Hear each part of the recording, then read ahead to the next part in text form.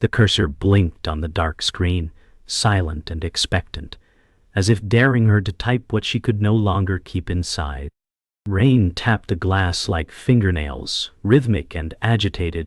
Lana whispered, "I need the truth no matter what it costs." Her voice trembled, not because of fear, but because she had already broken something sacred. Her eyes, hollow and glassy, reflected the glow of the old monitor. The hacker on the other end had no name, just a red icon and a line of text. Payment received. Lana didn't flinch. She just stared, jaw clenched, like she had been waiting for this moment all her life. There was no curiosity in her gaze, only guilt. The kind of guilt that seeps into your bones and rewrites your memories. Recover the photos, she had typed. But she wasn't asking for photos. She was asking for a lie she could live with. Outside, the storm churned like a warning. Lightning cut the sky, white hot and vicious. The room flickered. The file transferred. And for one long moment, Lana held her breath, like someone stepping into a grave they dug themselves. She hadn't looked at those photos in over 10 years. The ones she thought she'd lost in the crash. The ones she now begged to recover. But Lana didn't miss the pictures, she missed the memory she believed was true. A warm afternoon. A lake. Her sister's laughter. The way the sun touched their faces like it was blessing the moment. She remembered how they danced in the water, reckless and full of secrets, their lives untouched by the weight that would later drown them. But that's the thing about memory, it can't be trusted when grief starts editing. Her hand trembled as she clicked the folder open. Inside were images she didn't recognize. Same faces, different lives, smiles that felt artificial, colors that looked wrong. Something deep inside her stirred, not relief, but nausea. These weren't photos. They were ghosts, dressed in pixels. Lana said, "Why don't I remember this?" She didn't realize she had spoken out loud until the room answered back in silence. She reached for the first image. Her hand stopped mid-air, like the air itself resisted. A girl in the picture wore Lana's face, but her eyes didn't belong. They smiled too easily. There was no pain in them, no history. Just the illusion of joy. Lana's voice cracked as she whispered, "That's not me." She tried to rationalize. Maybe the data had been corrupted. Maybe the hacker recreated moments to fill in the gaps. But why would they look so perfect? Why would they make her feel like an intruder in her own story? Her heart pounded against her ribs like it wanted to escape. Her chest tightened. In the picture, she stood beside her sister, Anna, both laughing in front of a cabin Lana didn't recognize. She tried to remember ever being there, and found nothing. Not a flicker. Not a scent. Just cold emptiness where memory should be. A perfect day that never happened. The cabin, the dock, the boat, all of it felt familiar. But only in the way dreams do after you wake. Lana's eyes darted across the screen. Every image was flawless. No noise, no artifacts. Just vibrant, curated moments of joy she didn't remember living. A picnic under a willow tree. Her sister feeding ducks. A birthday cake with her name on it. Happy 27th Lana. But she was 27 during the worst year of her life. The year Anna disappeared. The year she stopped taking pictures entirely. "This isn't right," she muttered. Her breath fogged the screen. Each picture was a perfect lie. Not because of what they showed, but because of what they erased. The pain, the searching, the guilt. It was like someone had rewritten history and dared her to forget. She touched the screen. It was cold, dead, but the girl inside it smiled, as if she was the lucky one who never remembered. She closed the folder. The silence in the room was too loud, like it had been holding its breath with her. Lana stood up slowly, knees stiff from stillness, and walked to the window. Rain smeared the city into something abstract. Her reflection stared back, double exposed with the skyline. She touched her own face, as if unsure it was still hers. She thought recovering the photos would give her back what she lost. But the hacker had handed her something else entirely. Not memories. Not truth. A version of her life rewritten without consent. And now, she couldn't unsee it. She couldn't unknow it. The real question, the one she hadn't dared to ask, now echoed through the storm. If these memories were fake, what else have I imagined? Outside, thunder groaned low, like the world itself was answering. And Lana, for the first time in years, felt afraid of her own mind. Before the lies, before the silence, there was only warmth. Lana remembered the shape of her sister's laughter, how it bent the air, how it filled up every empty room. Anna's smile wasn't just light, it was proof of life. The real kind. Lana hadn't spoken her name aloud in years, not since the search ended and the world quietly decided to forget. But grief never forgets. It lingers like static behind every moment of stillness. Lena walked into the spare room. It was untouched, frozen in time. Anna's books lined the shelves, her scarf still draped over the chair, the perfume on the dresser half full. She didn't know why she kept it all. Maybe because the room stayed the same while Lana unraveled. Her fingers grazed a photo on the dresser, the frame chipped, the image faded. They were children in that photo. Smiling, genuine, messy, dyed whole. And even now it was that moment she missed, not the image, but the heartbeat behind it. It wasn't the absence that hurt. It was how the world insisted on moving forward without her. Lana once believed time would dull the edge, but time only sharpened what was left unspoken. She sat cross-legged on the floor, the room spinning slowly with memory.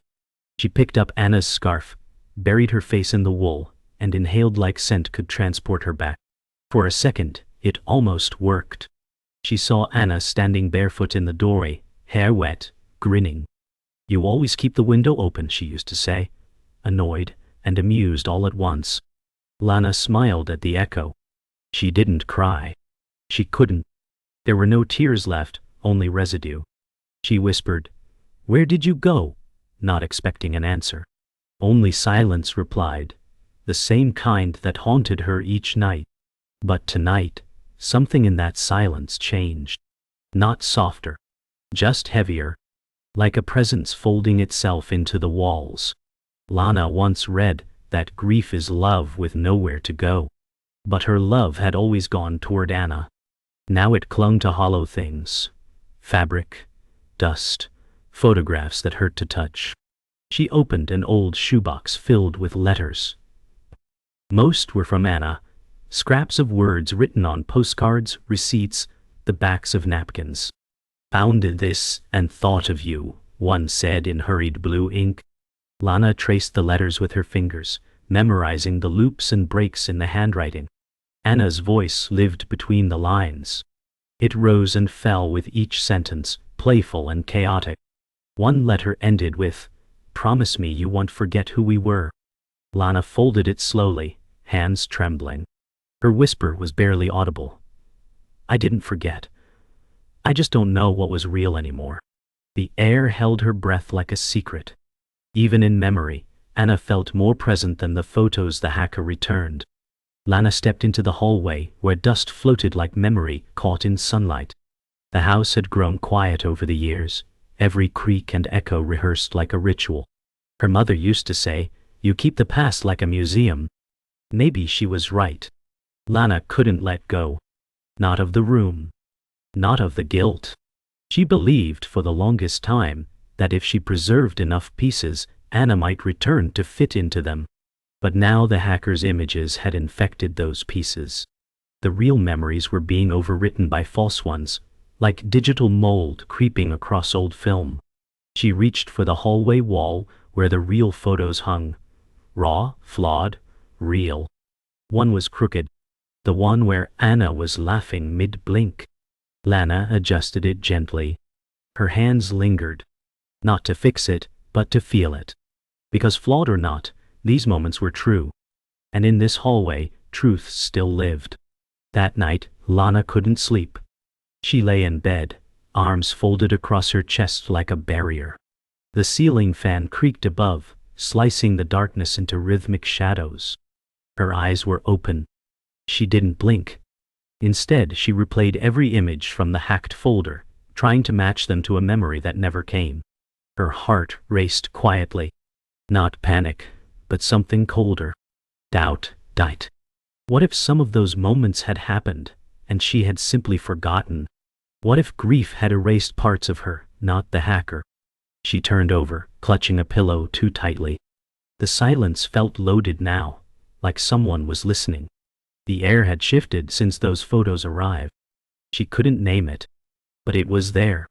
Something unseen, nested in the space between perception and proof. Lana whispered into the dark, "I want my real memories back." The room, as always, gave nothing in return. Only the weight of her own voice. Lana reopened the chat window at 2:17 a.m. Her fingers hovered over the keys, but she didn't know what to ask. What do you say to the person who gave you your sister back in false memories?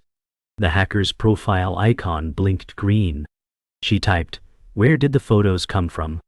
No reply. She added, "These aren't mine." The cursor flickered. Then, one line appeared. They were reconstructed from metadata. Her pulse quickened. "Metadata from where?" she asked. Another pause. "Sources you once gave permission to," the hacker replied. Lana stared at the words, sick rising in her chest. Old photo apps. Backup folders. Cloud services she forgot she'd ever used. Her entire digital history, mined and repurposed into nostalgia. It wasn't hacking, it was resurrection through exploitation. She whispered, "I didn't ask for this version of her." But that wasn't true. Some part of her did. That's why she paid. That's why she was still talking to a stranger in the dark. The hacker sent a link. No explanation. Just a cold string of characters. Lana hesitated, heart pounding. She clicked it. A hidden server opened. Hundreds of folders, each labeled with random strings, unindexed and unsearchable. Deep fake engines. Memory compilers. Her photos were in there, altered, reconstructed, rendered frame by frame. Lana's hands trembled as she scrolled through clips of her and Anna laughing in places they'd never been. Mountains, beaches, birthday parties. All impossibly vibrant, too perfect. She clicked on a video, Anna blowing out candles, turning to hug her. Lana flinched. It felt like a violation. "You gave me a lie," she typed back. The reply was instant.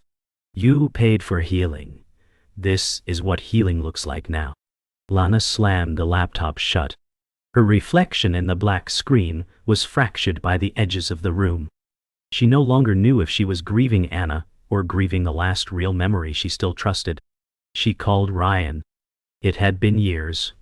Even ago. Her ex was the only one who had seen her before she broke.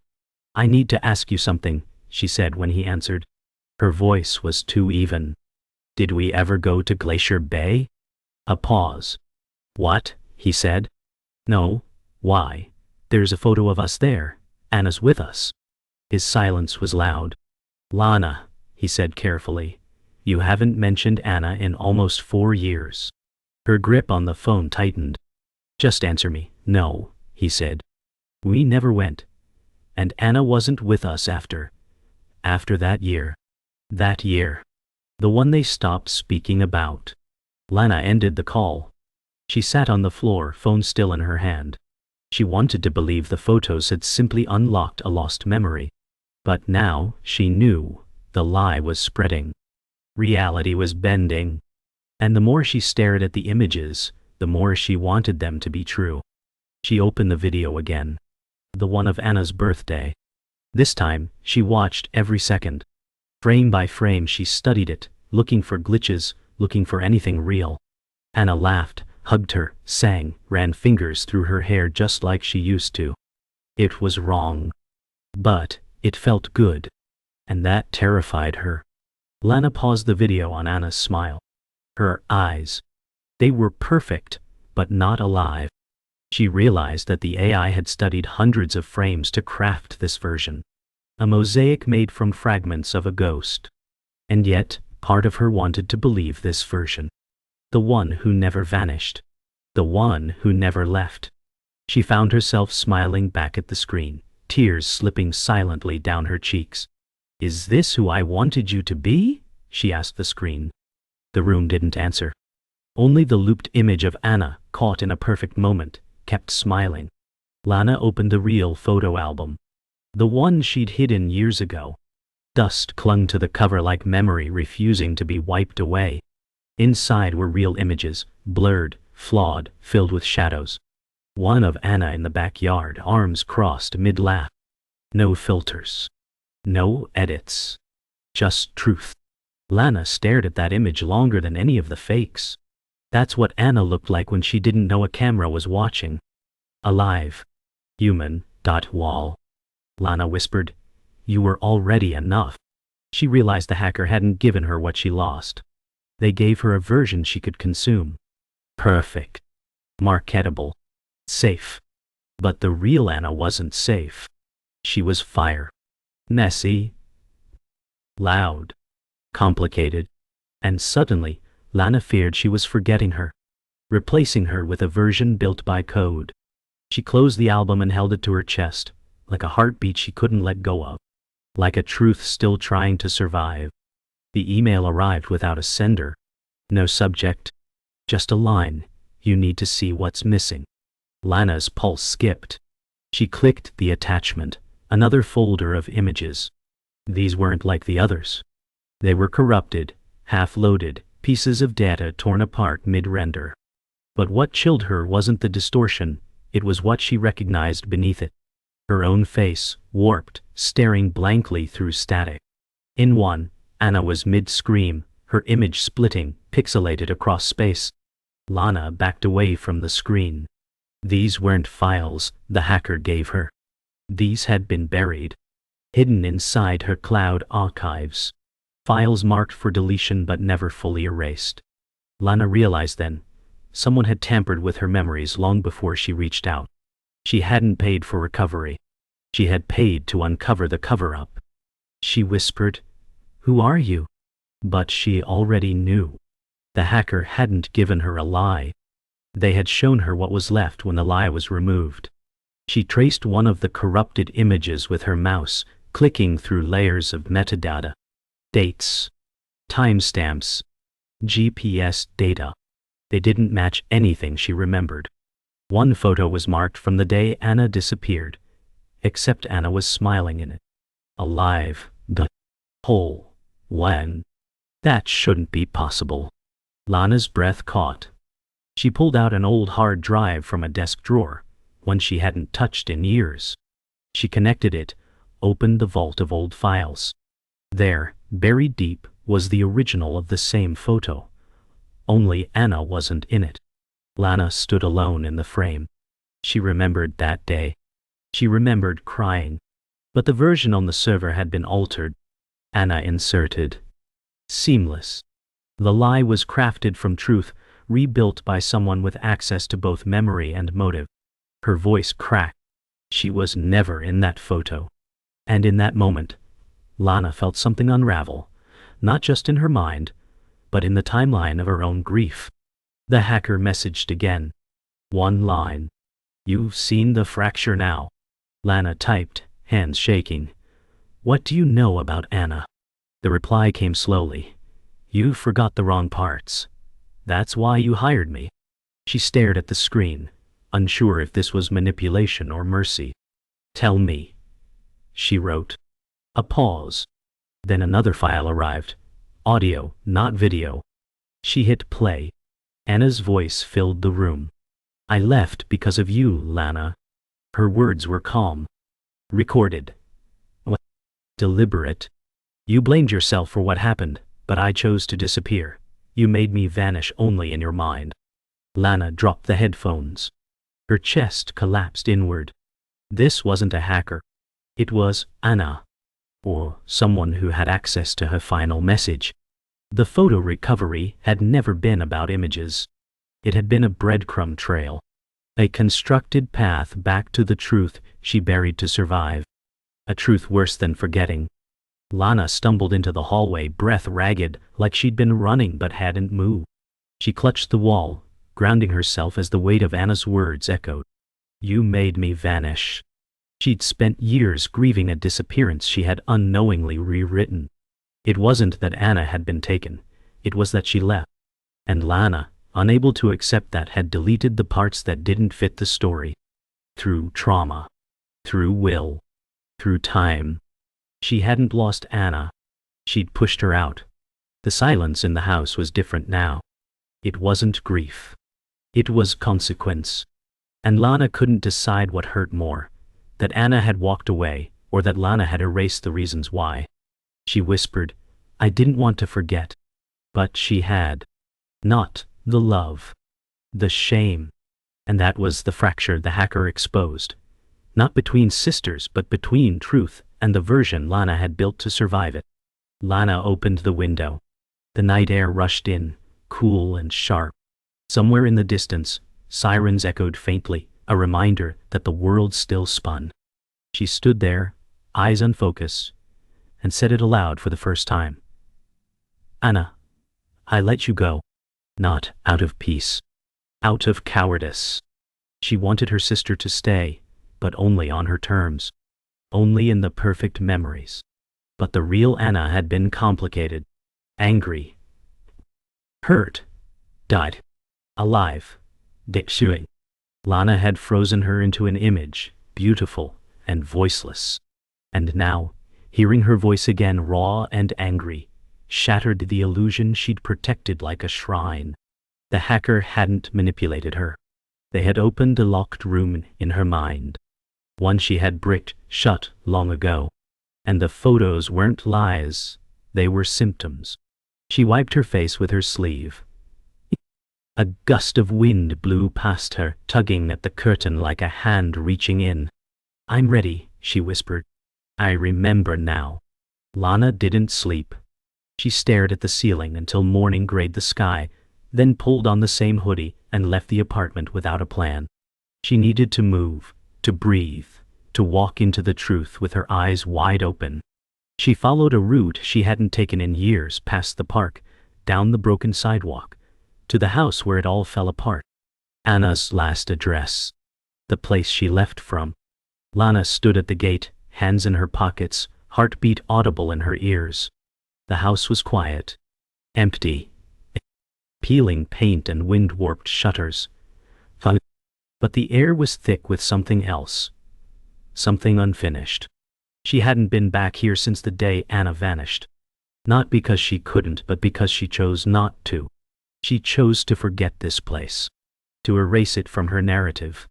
But here it stood. Real. Undeniable. She whispered to herself, this is where I stopped being her sister. And the gate creaked open. She stepped through the threshold like entering a memory, not a room. The house smelled of rot and stillness. Furniture draped in yellowing sheets, dust dancing in shafts of pale light. The living room was how she remembered it, except smaller. Childhood places always shrink when you return. She walked to the wall where Anna used to tack her drawings. The pins were still there, rusted into the paint. Lana reached out and touched one, then pressed her palm flat against the wall like it could speak. She whispered, you were already gone before you disappeared. Her voice didn't echo. It sank. The silence didn't feel empty now. It felt like shame. All those years of blaming everyone else. Her mother, the police, fate, when Anna had just walked away. Lana sat down on the sheet-covered couch. Dust rose like memory and settled on her shoulders. She didn't wipe it away. She let it cover her like truth. Lana moved to Anna's bedroom. It was stripped bare, but not erased. The bed frame leaned against the wall, and her old guitar sat in the corner, one string broken. Lana knelt beside it and ran her fingers along the wood. The last time she'd seen it, they were fighting. Screaming, really. Words thrown like knives. Lana said things she couldn't unsay.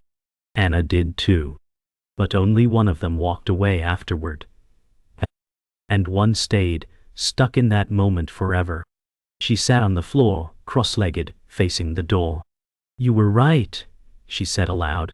"I only loved the version of you that stayed inside the lines." Her voice cracked mid-sentence. "I wanted you to be what I needed, not what you were." The words hovered, fragile and final. And for the first time in years, she didn't feel like the victim. She felt like the mirror.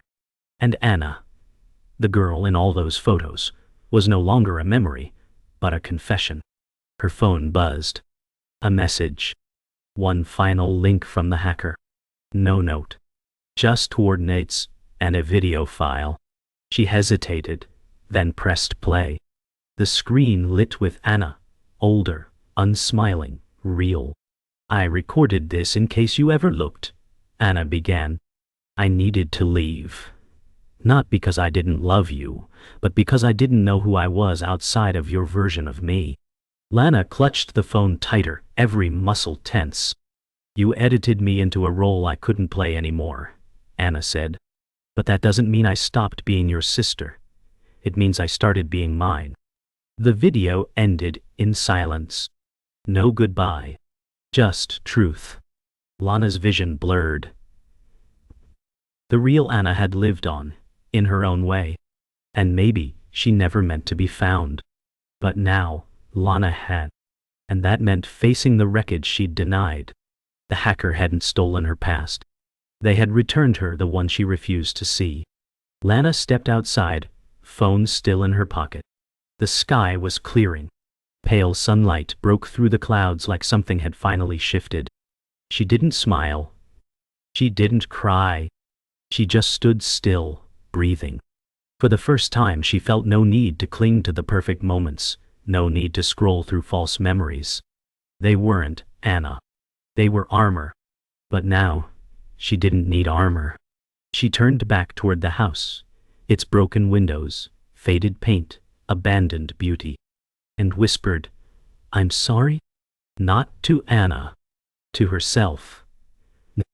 For lying, for editing, for pretending the truth was too heavy. The wind picked up, rustling her hair. She closed her eyes and let it pass through her, like forgiveness. And when she opened them, she didn't see ghosts anymore. Just a place where a life once paused. And maybe now, where another could begin again. The hacker was gone. The messages vanished. The server link expired. Lana tried tracing the email, the IP, anything, but it all led to nothing. A digital ghost. Whoever it was, they delivered the truth, then disappeared like smoke. She stared at her inbox, empty now, quiet. No more instructions. No more illusions. Just her, left to face the weight of everything she had learned. Her sister wasn't lost. She'd chosen distance. The hacker had never been the villain. Lana had been chasing a version of Anna that never asked to be preserved. Not like that. Not frozen in curated moments. Lana clicked open one last folder. This time, she deleted it. Not out of anger but acceptance. She no longer needed fake smiles to hold onto her sister. What she needed was space to let her memory breathe, not suffocate. Lana whispered, "Thank you," though she didn't know to whom. The screen faded to black. She began the slow process of unlearning. Unlearning how to romanticize grief. How to shape pain into beauty just to survive it. She started writing again, not stories about Anna, but ones for herself. Truthful. Messy. Honest. She filled notebooks with thoughts she used to bury. At first her words were jagged. They didn't flow. But over time they softened. They made space. She didn't try to rewrite the past. She just described it as it was. Sometimes she would catch herself glancing at the corner of her desk, expecting a message to pop up. Nothing did. She smiled at the absence. Silence now meant something else. Not loneliness, but ownership. Lana sat by the window with a pencil and let the light in. It felt unfamiliar. She let it be unfamiliar. Because healing wasn't a return. It was a redefinition. And this version, this present, unfiltered version of her, was finally allowed to exist without a shadow. Weeks passed. Lana visited her mother. They hadn't spoken in months, not out of anger, but silence that calcified into distance. Over coffee, Lana asked, "Do you remember the last time we saw Anna?" Her mother blinked, taken off guard. Then slowly, painfully, she nodded. "She looked like she was already leaving," she said. I didn't stop her. Neither of them cried. They just sat in it, acknowledging what had long been ignored. Lana didn't bring up the photos. Or the hacker. Some truths aren't meant to be shared. They're meant to be carried. They spoke about other things, childhood memories, music, things they'd both forgotten. Not to fill space, but to connect through something that still belonged to them. For the first time, they didn't talk about Anna like she was a wound. They spoke of her like a person. Not a myth. Not a tragedy. And it was enough. Finally, it was enough. Back home, Lana took down the framed photos from the hallway wall. Not because she wanted to forget, but because she no longer needed the gallery of pain curated to remember. She placed the images in a box, labeled it Anna, and set it gently on a shelf. Then she filled the empty space with new photos, her smiling with friends, her on a hike, her laughing. Unposed. Unfiltered. Real. For the first time, the hallway looked forward, not back. She didn't erase Anna. She just allowed her memory to take its proper place. Still important, still sacred, but no longer consuming. And in doing so, Lana reclaimed herself. Not the grieving sister. Not the digital archaeologist. Just Lana. Woman. Alive. Why? Present. When she stepped back to look at the wall, she didn't feel guilt. She felt gratitude. And underneath that, something deeper. Peace, fragile but genuine. The kind you don't search for. The kind you earn. Lana walked through the park where she and Anna once played as kids. The trees had grown taller, their branches whispering the same wind as years ago. She sat on a bench and closed her eyes. No phone. No photos. Just memory, as it was, unreliable, flawed, human.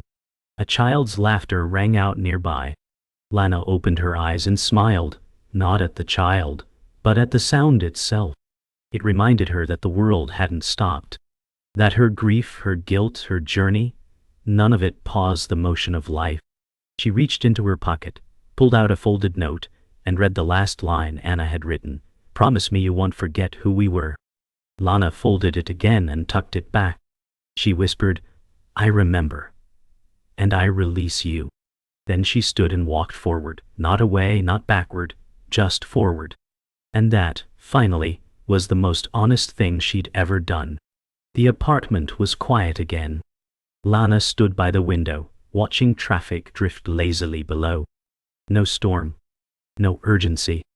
Just the ordinary rhythm of life. Her desk, once a shrine of obsession, now sat cleared. No files. No open tabs. No ghosts on screens. Only a plant, half alive. She watered it slowly, carefully. It wasn't a metaphor. It was just something living she could tend to. On the bookshelf, the box labeled Anna sat untouched. Not avoided. Not worshipped. Just resting. Lana no longer chased answers. She let them exist in pieces, unfinished, imperfect. Some people leave. Some stories stop mid-sentence. She made peace with that. For the first time, peace didn't mean forgetting. It meant accepting the scar as part of her. She sat on the floor, back against the wall, eyes closed. Not in grief. In stillness. Not trapped. Present. And in that presence, Anna was real again. Not as a photo but as memory, flawed, unfiltered, alive. She received a postcard in the mail. No return address. No signature. Just a photo of a lake with a single sentence on the back. I'm still somewhere becoming. Lana ran her thumb over the ink. The handwriting, familiar, precise. It was Anna's. No question. Not a memory. Not a fabrication. Not data. It didn't bring joy. Or sadness. Just a strange warmth, like finding a light in a place you stopped searching. She didn't try to track the source. Didn't analyze it. Didn't scan it into a machine. She pinned it to her corkboard with a small pushpin, next to her shopping list. Her world no longer centered around loss. It contained it, but no longer revolved around it. That was the difference. She whispered, "You didn't vanish. I just stopped listening." And now, there was a frequency again, quiet, irregular, but real. The truth never needed to shout. It only needed space. Lana visited the photo shop downtown, the one she used to avoid. The owner recognized her but didn't mention the past. She asked to print new photos. Not of Anna. Of now. Friends. Trees. Her own face in the mirror. No filters, she said. No edits. She watched the machine hum to life, paper sliding out warm and imperfect. She smiled. It had been years since a picture felt earned. She sorted through them, fingerprints smudging the edges. She laughed at one where her eyes were half closed, another where the sky washed out everything else. They weren't precious. They were real. That was enough. The clerk handed her a folder and said, "You developing something new?" Lana nodded. "Yeah," she said. Finally. She stepped out into the street, with the folder tucked under her arm like a quiet victory. For once, she didn't feel like she had to hold on too tightly. On a rainy afternoon, Lana walked through the cemetery. Not to visit Anna, there was no headstone. No grave. But she still walked there. Memory doesn't need markers. It just needs permission. She stood beneath an old oak tree, and let the rain touch her face. Not in mourning, but in presence. The wind rustled the leaves like a conversation, and she listened. Really listened. She didn't speak. She didn't cry. She just stood, eyes open, breath steady. She didn't need resolution anymore. Just understanding. Lana touched the tree's bark, raw, cold, alive. This is where I leave the story, she thought. Not to forget it, but to stop needing it to define me. She turned and walked away, the rain darkening her jacket. No music. No fade out. Just footsteps on wet leaves. A quiet retreat. A woman who had finally stopped chasing ghosts. And in their place, began listening to her own voice again. She opened the old audio file one last time. Not to listen. Just to delete it. Her finger hovered above the key. She didn't need Anna's voice to remember her. She didn't need proof anymore. The truth had already been told. And it had cost her everything she thought she knew. But what survived, that was hers. She pressed delete. The file disappeared without ceremony. Just a click. A breath. The end of a sentence. Lana stood. She stretched. The afternoon light filled her room, soft and golden. On her desk sat a single photograph, her smiling in a moment she didn't fabricate. It wasn't perfect, but it was hers. She whispered, "Goodbye," not to Anna but to the story, to the version of herself that couldn't let go. And in the silence that followed, there was no pain, no echo, just the sound of her breath. Steady. Pull. Pull. And finally, enough.